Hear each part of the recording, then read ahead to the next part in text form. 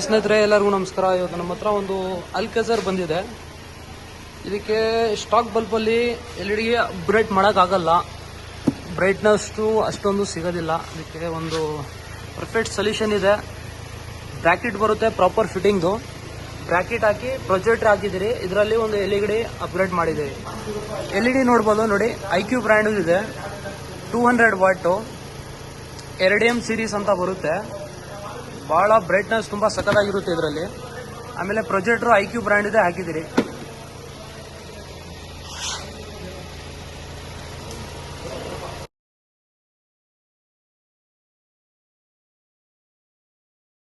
Just projector on ಮಾಡ್ತೀನಿ.